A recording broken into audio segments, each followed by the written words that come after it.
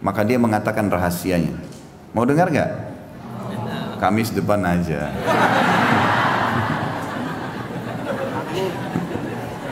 Saya mau sampaikan sekarang tapi diamalkan. Janji.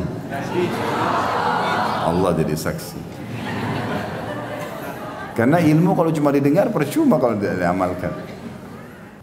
Kalau tangganya bilang, oh bapak itu Masya Allah luar biasa kalau lewat tegur kami, ya tegur sapa, kemudian sering berbagi, orang tahu.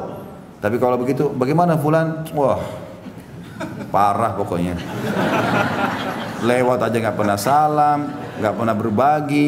Kalau kita kirimin makanan kembali piring kosong. Kenapa ketawa? Tahu diri. Kalau dikasih sesuatu sama tetangga, balikin piring juga ada isinya. Ini terima selalu ada isinya, kembali kosong terus. Tetangga ini teman-teman punya hak yang sangat besar dalam agama kita. Baik tetangga itu punya hubungan kerabat sama kita atau tidak.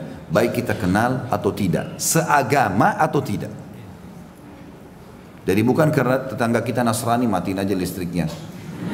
Kan Nasrani. Tidak boleh. Tidak boleh. Seorang muslim tidak melakukan itu. Bahkan perbuatan buruk tetangga kalau kita bersabar dengannya pahalanya besar. Nabi SAW di Mekah itu tinggal di rumahnya Khadijah. Khadijah tinggal di komplek elitnya. Kayak mungkin kita di Jakarta di Menteng, di Mekah. Sebelahnya itu toko-toko Mekah, Abu Jahal, Abu Lahab, orang-orang kayanya Mekah semua. Nabi SAW kalau mau keluar pagi, itu mereka sepakat semua orang-orang kafir ini sampahnya ditaruh di pintu rumah. Sampah kotoran semua ditaruh di situ banyak. Dan tidak ada celah untuk jalan kecuali harus menginjak kotoran itu karena terlalu banyak. Tapi Nabi SAW keluar melihat sambil senyum. Dikumpul oleh Nabi SAW sampah itu. Dan mereka lihat ini, orang-orang kafir ini lihat, dikumpul. Lalu beliau hadap kepada mereka mengatakan, beginikah kalian bermuamalah dengan tetangga? Akhlak yang bagus sekali. Kalau antum gimana itu? Pas tetangga taruh sampah, ini orang gak tahu diri. Ini, itu, segala macam. Nah.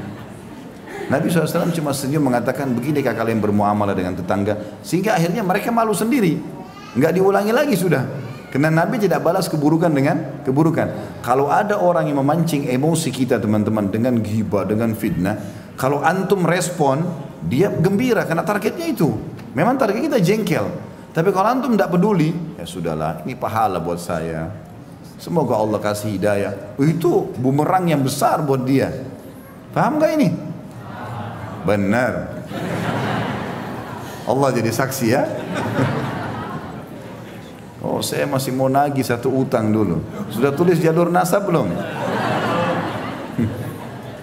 Itu utang antum ke saya itu. Harus dibayar. Baik, jadi tetangga ini teman-teman punya hak secara syar'i, baik muslim ataupun non muslim. Ya. Muamalah yang baik dengan mereka itu sampai dalam hadits ini kata Nabi SAW, Jibril setiap kali datang ketemu aku, setiap ketemu selalu mewasiatkan, hai Muhammad sampaikan ke umatmu berbuat baik sama tetangga. Terus saja Jibril mengatakan sampai saya kira akan keluar hukum nanti tetangga dapat warisan. Dapat warisan berarti seperti orang punya nasab.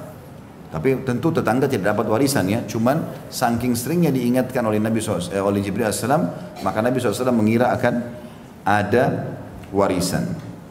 Nanti akan kita jelaskan lebih jauh, masih beberapa bab ke depan masalah tetangga ya. Kita baca dulu kandungan hadis dalam hadis ini.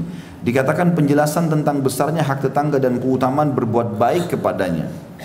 Apapun sifatnya. Memberikan makanan, menegur, tegur sapa, ya, membantu kalau dia lagi butuh bantuan, mengantarnya ke rumah sakit misalnya, membawa barangnya. Membantu apa sajalah yang berhubungan dengan masalah tetangga, karena mereka orang yang paling terdekat. Kalau terjadi sesuatu, naudzubillah, rumah kebakaran, kita lagi safar, ya mereka yang bisa membantu kita, tetangga orang yang terdekat, gitu kan. Bahkan tolok ukurnya, kalau orang itu mau dianggap baik atau tidak, tanya tetangganya, baik nggak dia? Kalau tetangganya bilang, oh bapak itu Masya Allah luar biasa kalau lewat tegur kami, ya tegur sapa, kemudian sering berbagi, orang tahu. Tapi kalau begitu, bagaimana fulan? Wah parah pokoknya, lewat aja nggak pernah salam, nggak pernah berbagi. Kalau kita kirimin makanan kembali piring kosong. Kenapa ketawa? Tahu diri. Kalau dikasih sesuatu sama tetangga, balikin piring juga ada isinya. Ini terima selalu ada isinya, kembali kosong terus. Kemudian yang kedua, boleh berharap besar untuk mendapatkan kemurahan hati jika mendapatkan banyak nikmat, ya. Artinya teman-teman, termasuk bentuk syukur kepada Allah SWT kalau kita punya nikmat kita berbagi, dan orang-orang yang terdekat punya hak itu, termasuk tetangga, baik itu makanan, pakaian, apa saja. Ya, kita mengirim kepada tetangga. Bahkan ada sebuah kaidah syar'i penting. Ya, dalam masalah fikih, al-jaru ahaqqu bisaqabati jari. Tetangga lebih berhak terhadap penawaran tetangganya. Jadi kalau dalam hukum agama, kalau bapak ibu mau jual rumah, mau jual mobil, tetangga dulu ditawarin. Saking pentingnya hak mereka. Kalau mereka sudah tidak mau, baru antum tawarkan ke orang lain. Tetangga dulu. Saya mau jual rumah saya, mau beli enggak? Kiri kanan, depan ditanya. Saya mau jual mobil, mau jual motor. Kalau mereka sudah tidak mau, baru antum tawarkan ke orang lain. Dengan niat menerapkan hukum syariat, dapat pahala itu. Saking besarnya hak mereka sampai mereka yang kita tawarkan terlebih dahulu. Dan termasuk teman-teman cara di poin kedua ini, cara untuk mempertahankan nikmat. Setiap kali antum mendapatkan nikmat, kalau mau selalu ya grafiknya itu naik terus nikmat itu, maka ingat di setiap nikmat itu ada haknya Allah Subhanahu wa taala. Keluarkan di jalan Allah. Ya. Keluarkan jalan Allah, berapapun nilainya. Misal Allah SWT berikan kepada kita handphone baru, mau bagus beli handphone lagi yang lain, kasih juga orang susah. Walaupun nilainya mungkin belum bisa mencapai sama. Kita beli baju sebagai tanda syukur, kita berikan juga baju kepada orang yang baru. Kita makan di restoran enak, beli porsi yang sama, kasih juga kepada orang susah. Kasih tukang parkir, kasih orang susah. Porsi yang sama, itu nanti grafik nikmatnya selalu naik, gak akan turun. Yang jadi masalah sering grafik nikmat kita turun, drop, bangkrut usaha, ya apalah macam-macam cobaan datang karena setiap ada nikmat kita nggak pernah memberikan jatah di jalan Allah dari nikmat itu. Ada sebuah hadits Bukhari teman-teman, disebutkan oleh Nabi SAW, ada dua orang di zaman dulu sebelum kita, ya, dari kisah Bani Israel, dua-duanya orang saleh nih. Kebetulan kebunnya bersebelahan, kebun mereka bersebelahan.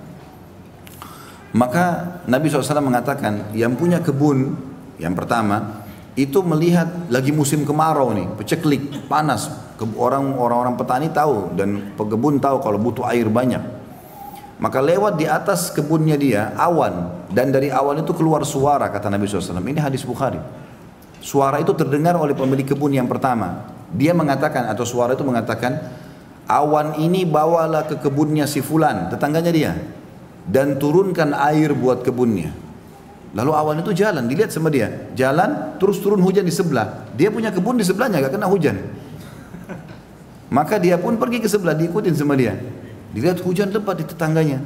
Dia tanya, apa yang kau lakukan dengan kebunmu? Sampai tadi saya dengar suara dari awan ini, hujan disuruh turunkan di kebunmu, yang lain tidak kena hujan ini, cuma dia saja. Maka dia mengatakan rahasianya. Mau dengar gak? Kamis depan aja.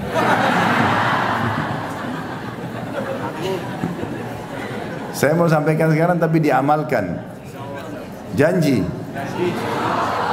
Allah jadi saksi. Karena ilmu kalau cuma didengar percuma kalau tidak diamalkan. Maka dia mengatakan, hasil kebunku aku bagi 3. Bukan modalnya ya, hasilnya saja. Hasil panen kebunku aku bagi 3. Sepertiganya yang paling pertama disebutkan aku sedekahkan. Jadi kalau teman-teman terima gaji 2 juta, siap gak sepertiganya kasih dulu orang miskin? Terlalu besar Ustaz, 10% aja susah. Dipotong saja untuk sedekah 2,5% susah gitu. Apalagi mau sepertiga. Sepertiganya paling pertama saya sedekahkan dulu, langsung di jalan Allah. Sepertiganya saya kembalikan ke modal usaha saya, sepertiganya saya pakai untuk biaya keluarga saya. Karena dia bagi 3 begitu, dia tahu semua nikmat, ada hak Allah situ berapapun yang dia bisa keluarkan, maka Allah SWT berikan hujan di waktu musim peceklik. Dan ini grafiknya teman-teman, ini rahasianya grafiknya naik. Yang saya heran ini, kita udah tahu teori syar'i, sedekah itu resep kekayaan. Kenapa masih belum diamalkan? Kadang-kadang kita heran dengan orang tidak mau bersedekah dan masih negosiasi sama syaitan. Tidak boleh negosiasi sama syaitan. Ada orang miskin minta, kayaknya itu anak pinjaman. Dia masih kuat tuh, ya. Dia masih kuat, pura-pura kali. Ya. Apalah, kira-kira apa lagi bisikannya coba? Yang biasa digoda syaitan mana? Yang lucu kita iyakan, oh iya kayaknya. Padahal syaitan targetnya supaya waktu itu tidak dicatat amal sedekahnya. A'udzubillahi minasyaitonirrajim. Kalau kita sudah buka dompet mau keluarin duit nih, ada 5.000, ada 50.000, ada 100.000. Syaitan bilang 5.000 aja. Jangan, tidak boleh negosiasi. Ambil 100.000 kasih. Mulai sekarang belajar teman-teman. Yang belum pernah sedekah dengan jumlah tertentu yang dia masih mampu, coba sedekah dengan jumlah itu. Misal, antum selama ini 2.000 terus, ya. Ternyata pendapatnya bisa, antum bisa keluarin 20.000, coba sekarang dengan 20.000. Bisa 100.000, belum pernah dicoba, coba 100.000. Belum pernah sejuta, coba sejuta. Yang kaya raya 100 juta, coba nilai yang belum pernah. Nanti datang juga yang besar. Makin besar kita berikan, ya. Kalau makin besar keran kita buka di jalan Allah, Allah akan berikan limpahan rahmatnya yang luas. Ini resep sederhana ini. Sa'ad ibn Ubadah radhiyallahu anhu, sahabat Nabi, itu melimpah hasil panen kebunnya teman-teman, sepanjang tahun tidak pernah berhenti kurmanya, sampai kaya raya melimpah-limpah. Ternyata kata kuncinya satu, tiap hari dia panggil anaknya yang paling tua namanya Qais. Terkenal dia sama anaknya ini orang yang karam, mulia sekali. Dia bilang sama anaknya, nak, bantu ayah habisin uang ini sedekah. Bantu ayah habisin uang ini sedekah. Silakan kau kasih siapa saja, yang penting jalan Allah. Tiap hari ayah sama anak ini ambil dari hasil penjualan kurma, bagi-bagi, buka pintunya. Setiap hari ada orang naik di atas rumahnya teriak, wahai penduduk Madinah, siapa yang mau butuh, kalau kita kayak sembako sekarang, siapa yang butuh kebutuhan pokoknya silakan ambil. Minyak saminnya, gandumnya, kurma, ambil silakan, berapa saja, nggak dibatasi. Jadi tiap hari itu rumahnya terbuka, antri orang ambil semua makanan, tiap hari, nggak pernah habis. Bahkan ini mendatangkan berkah ke kebun, dia tidak pernah putus buahnya sepanjang tahun. Pohon-pohon kurma setahun sekali panen. Tapi ini subhanallah sepanjang tahun berbuah terus dan melimpah terus. Orang kadang-kadang tidak berpikir efek itunya. Orang berpikir seperti kapitalis. Saya ngeluarin kurang. 1 juta saya keluarin 250.000. Berarti uang saya sisa 750. Itu hitungan kapitalis itu. Hitungan Islam tidak begitu.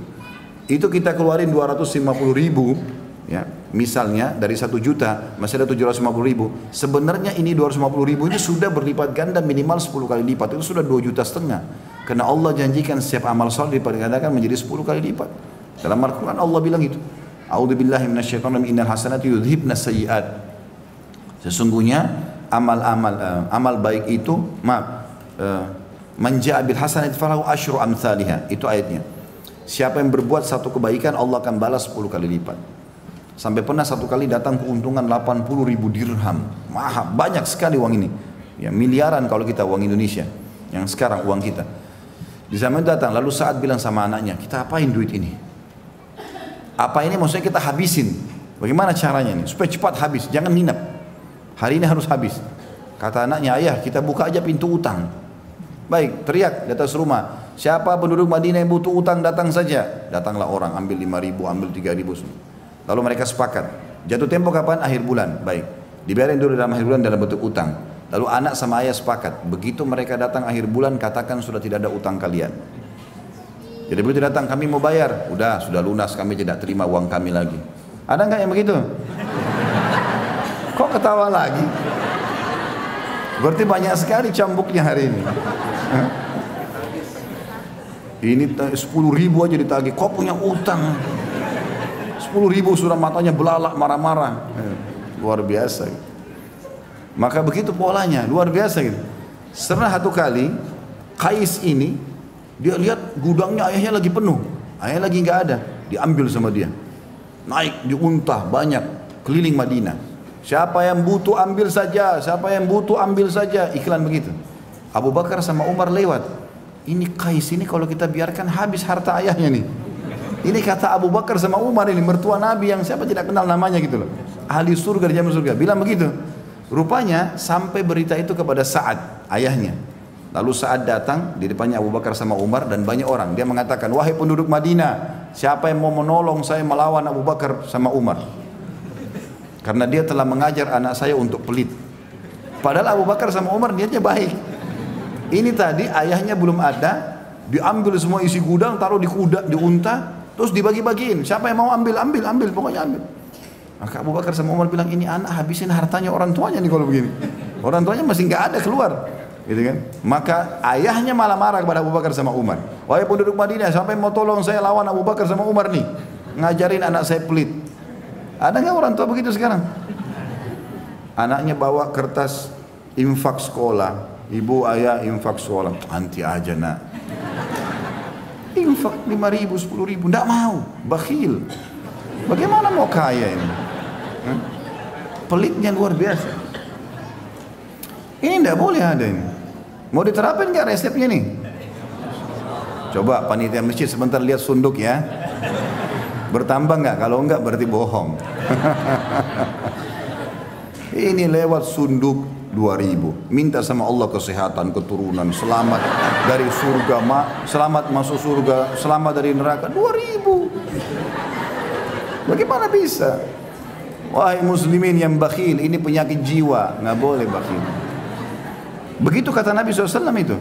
Ada sahabat datang, orang-orang Badui, lalu ditanya oleh Nabi SAW, siapa pemimpin kalian? Disebut namanya, si Fulan. Kata Nabi SAW, bagaimana dia? Ya Rasulullah berwibawa, tapi bakhil. Perhitungan sekali, kepala suku tapi perhitungan, tidak loyal sama warganya gitu. Lalu kata Nabi SAW, penyakit apa yang lebih berat daripada bukhul? Penyakit jiwa itu. Bakhil, ada orang bakhil sama dirinya sendiri. Kopiahnya sudah sobek nggak diganti. Mau kena 2 tahun, kotor nggak dicuci. Kenapa ini? Sejadah robek-robek, kenapa? Masjid dekat rumah rusak, gak ada andilnya sama sekali. Dirinya sendiri dia bakhil. Ada orang begitu, pergi umrah mampu, cari travel yang paling murah, biar jauh dari masjid haram. Kenapa? Diri sendiri bakhil. Kalau belum beli bisnis kelas, pakai hotel bintang 5, bayar, Allah ganti. Allah ganti, sudah ibadahnya enak, hotel bintang 5, busnya bagus, bisnis kelas diganti lagi lipat-lipat. Kenapa bakhil? Benar nggak ini? Allah jadi saksi loh. Saya udah sampaikan. Ilmu harus diterapkan. Jadi resep sederhana ini harus diamalkan. Nikmat kalau mau grafiknya naik, sering bersedekah. Ini resep luar biasa ini. Para sahabat dengar kisah-kisahnya di YouTube. Di YouTube itu sudah banyak ceramah saya tentang Abdurrahman bin Auf, Abu Bakar radhiyallahu anhum ajma'in, kemudian Sa'ad bin Abi Waqqas dan banyak yang lain. Kaya raya. Kata kuncinya satu, sedekah. Sedekah terus. Tidak ada hari kemudian mereka bersedekah. Itu selalu dikerjakan. Maka ini harus poin. Dan beda teman-teman orang yang bersedekah. Orang yang bersedekah dengan cara dia yang mencari sumber orang yang mau menerima sedekah. Dengan dia menunggu siapa yang minta sedekah. Kalau antum nunggu seperti di komplek ini misalnya. Dijaga security segala macam. Nggak ada orang miskin masuk. Misal contoh. Kapan antum sedekah? Keluar pun sudah langsung masuk tol. Kapan mau sedekah kalau nunggu orang? Ya? Maaf ini yang tinggal di komplek ini, saya tidak bermaksud apa-apa. Bicara secara umum, gitu kan? Karena memang kalau kita mau tunggu orang datang baru kita sedekah. Kalau seminggu nggak ada datang, berarti seminggu aku tuh nggak sedekah. Padahal setiap hari kata Nabi SAW dalam hadis Bukhari, Allah turunkan 2 malaikat setiap pagi. Satu mengatakan, ya Allah luaskan, lapangkan rezeki orang yang bersedekah. Yang satu mengatakan, binasakan dia dan hartanya bagi orang yang bakhil. Ini mesti diperhatikan. Maka kita yang jemput bola keluar, cari mana nih orang yang berbulu uang, sedekahin, dan kita yang mendapatkan manfaat itu. Ya. Ini yang dimaksud dengan poin kedua. Setiap nikmat menimpa, maka untuk mempertahankannya harusnya seseorang itu mengetahui haknya Allah di situ. Termasuk ini berbagi dengan tetangga tentunya ya, makanan dan seterusnya.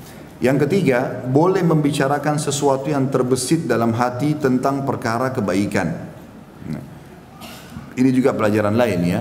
Artinya kalau sesuatu memang terlintas dalam hati kita dan kita ingin mau menjalankannya, boleh kita berbicara. Selama memang kita bisa mengontrol, tidak ada riya. Misal suami bilang sama istrinya, saya sudah niat nanti kalau akhir bulan terima gaji, mungkin dari 5 juta gaji saya, 3 juta saya berikan kau, 2 jutanya saya minta sedekah, saya mau sedekahkan. Supaya bisa begini dan begitu misalnya. Atau istri mengatakan, saya nanti mungkin mau bantu ibu saya dari ini dan itu.